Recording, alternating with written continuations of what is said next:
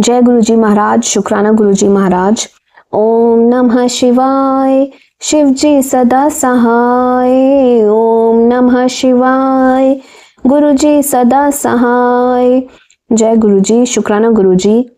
With folded hands and gratitude in my heart, I bow to the lotus feet of our beloved Guruji, and with his divine grace and his due permission, I would like to start the reading of chapter 6, Satsang 2 of the holy book Light of Divinity today. A girl grows up under Guruji. Gurur Brahma, Gurur Vishnu, Gurur Devo Maheshwaraha, Gurur Sakshat Para Brahma, Tasme Shri Guruve Namaha. The Guru is Brahma, Vishnu and the Lord of the Lords. The Guru is the living God. I prostrate myself before the Guru. My faith in God's kindness and His love for mankind had always been shaky till I met Him in flesh and blood in the form of Guruji. Explaining Guruji's grace in words is a Herculean task. Just as our prayers are answered by God, similarly Guruji's satsangs bless the speaker and the listener and lead to bliss. I have heard that God gives us rewards and punishments according to our karma, but I have seen Guruji burning our ill deeds in the heat of His divine fire to give us a better and more comfortable life than we would have had if we had not come to His holy feet. The first time I had Guruji's darshan, I was in class 11. Though I had been born in Punjab, we lived in Noida and my acquaintance with Punjabi was non-existent. Therefore, I could not understand anything, be it Shabads or Guruji's words. Even then, my answer to any query on my first experience invariably reflects how great I felt after that visit. This was followed by many fascinating experiences which helped ground my belief in Guruji. My master's voice speaks through me. On an annual day school function, I was tasked with delivering the opening speech. I had been doing such things regularly, but this time the chief guest was a senior official. My concluding lines had the gathering putting their hands together. I was deluged with compliments as soon as I came off the stage. Every teacher and student, with surprise on their faces, told me that it seemed as if I had transformed while delivering the speech. An even bigger compliment came when the chief guest's address was found to be revolving around my speech. In fact, he reiterated my concluding words as his own conclusion. Everyone found it surprising, but I knew it was Guruji who had done it all. In fact, the moment I began my speech, I could sense an energy in me that enabled me to deliver the speech with great punch. Moreover, Guruji was with me in school a number of times, for often I could smell his rosy fragrance, helping me through class 12th. When I moved to class 12th, academic pressure mounted. One day while giving prasad, Guruji asked me about the subjects I had opted for. I told him I was a commerce student and he started asking me questions about economics. He queried me on credit control. Though I knew the answer, I went blank in front of Guruji and could not answer.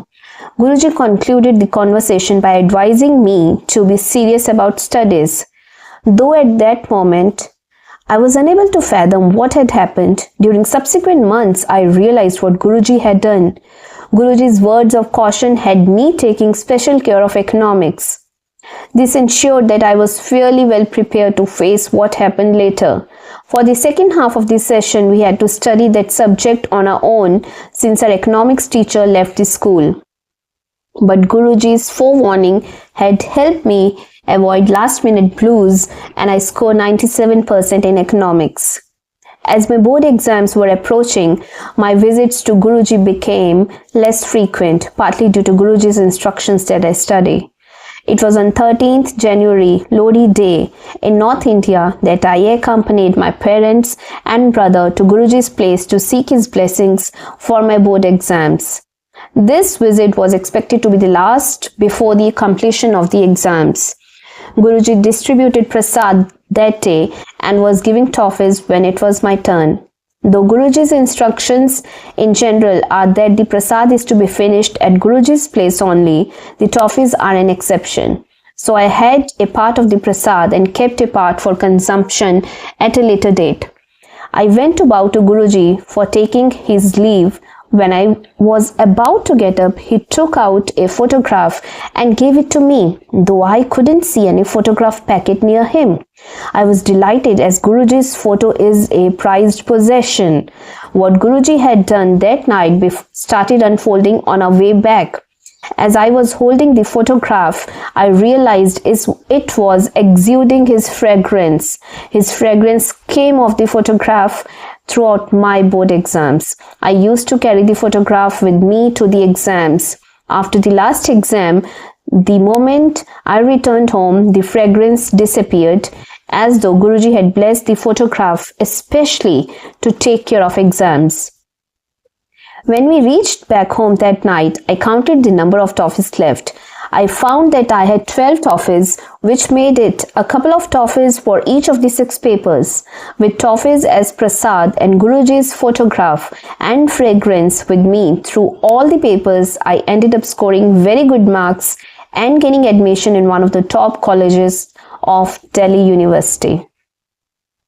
Love and ice cream and the best birthday ever.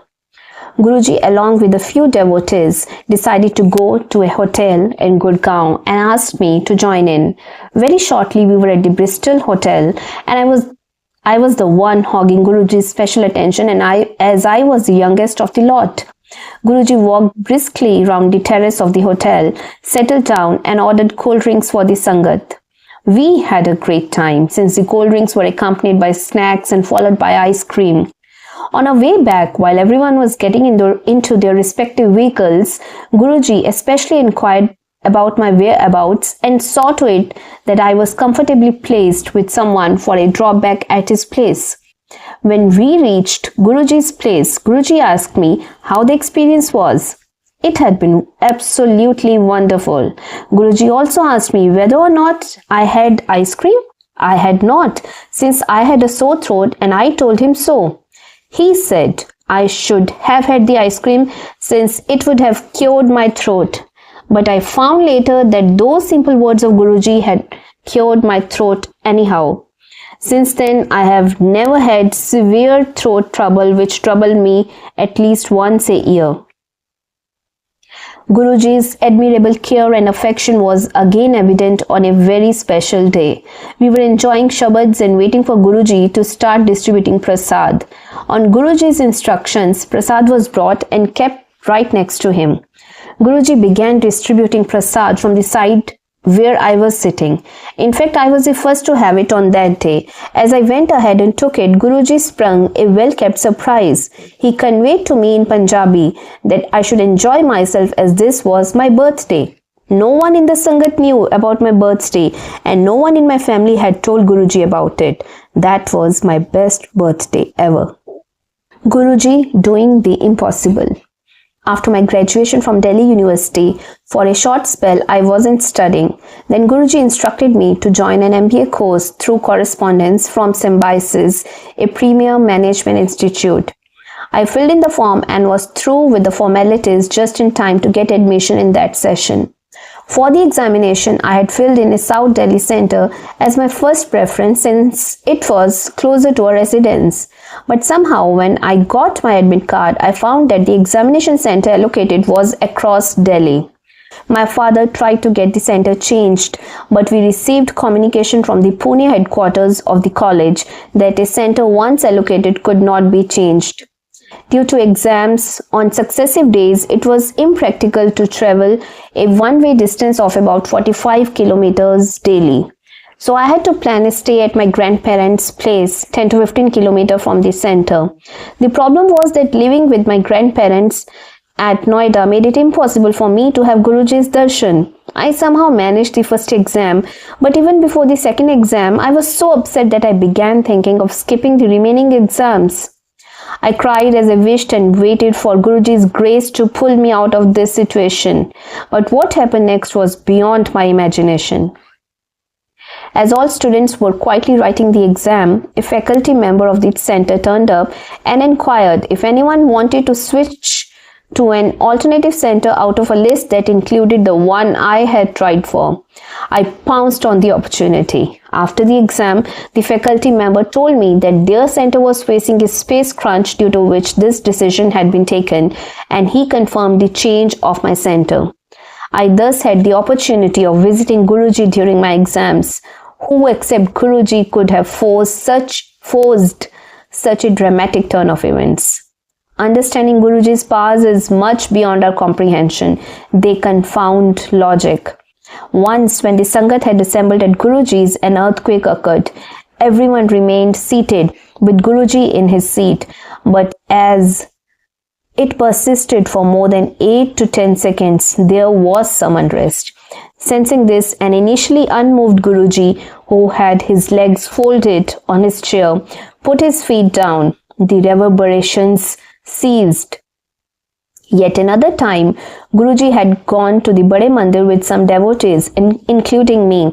At the entrance gate, construction was on and there was a patch of wet cement. A wooden plank had been placed to facilitate the Sangat's movement. We used it to cross over, but Guruji decided to walk through the patch. To our amazement, there were no marks left on the wet cement. When we examined the spot just after, even a finger touch was leaving a mark. Marriage in 15 days. Once in Guruji's Sharan, all our troubles and worries are taken care of by Guruji. Since our knowledge is limited to experiences we carry forward and the situation we face in the present, our understanding of our needs is limited. On the contrary, Guruji knows of our future needs and in fact makes provision for their fulfillment. Guruji had decided when I was to get married and in fact had communicated the same to my mother about 6 years in advance. But the wedding took place at an imaginable pace. In the beginning of April, Guruji suddenly asked my dad if any marriage proposals were under consideration. Dad told Guruji that though a relative had mentioned a proposal, we had not heeded it since we were not seriously thinking about my marriage. Guruji asked Dad to go ahead and consider it with more seriousness. Dad thus reverted to the family. The groom-to-be was posted in Sweden and was expected in India on 16th April for a month's annual vacation. It was decided that both the families would meet on 17th April. On 17th April, when we met for the very first time, in a couple of hours, the mood turned festive. All the arrangements were done then and there, and we had our ring ceremony immediately on our very first meeting.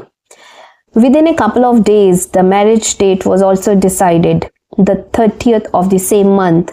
The arrangements were made on a war footing, and I got married on 30th April. Though Guruji was physically not present at the marriage, Guruji's grace was evident in every bit of whatever happened that night. Everyone present there could not stop appreciating the decoration, ambience, food. Each and every aspect distinctly reflected Guruji's grace. Meeting Guruji at Eiffel Tower.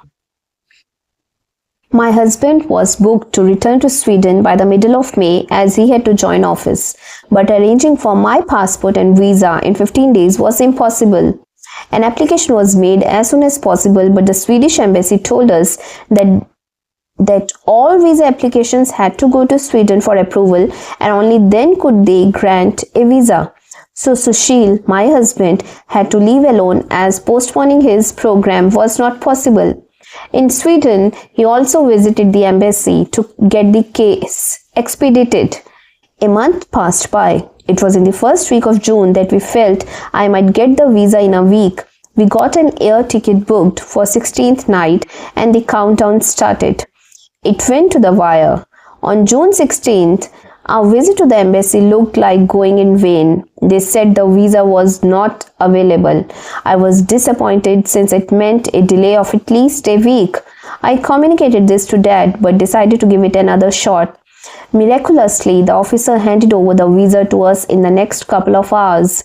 Delighted, I called up Dad to break the news. He was surprisingly not surprised.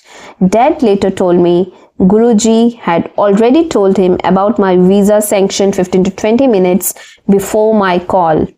I realized that without Guruji's intervention, getting the visa on that day was impossible. Guruji is an endless source of love and possesses ultimate powers. He is not bound by physical barriers. He can seamlessly see the past, present and future and transverse any distance in at his disciples' call. In Sweden, my husband and I planned a visit to Paris over a weekend. When we were at the Eiffel Tower, first floor, I was overjoyed as I felt Guruji's strong fragrance. During my very next phone call with Dad, I was told Guruji was asking about me the other day. Dad told me the date and time of this conversation with Guruji. Some calculation revealed that when Guruji had asked Dad of my whereabouts, I had smelled his fragrance at the first floor of the Eiffel Tower. An account of my experiences with Guruji is akin to a dumb woman trying to explain the taste of a sweet. No words can articulate who he is and what he means to me. I would just request Guruji to hold a hand always, as he has done through these golden years of association with him. It is said that Paras, philosopher's stone, converts iron into gold on mere contact. But Guruji can convert a useless stone into a diamond. Only total faith and devotion are required. Satsang of Aarti, daughter of R.P. Singla. With this, first and foremost, I ask for forgiveness from a beloved Guruji if there was any mistake in the narration of this beautiful divine satsang, and I also ask forgiveness from all of you if there was any mistake during the narration, and may Guruji keep holding our hand always, and may he keep showering his immense divine holy blessings upon all of us. See you in the next satsang reading of this divine holy book, Light of Divinity. Thank you, Guruji. Thank you, each and every one of you. Jai Guruji, Shukrana Guruji.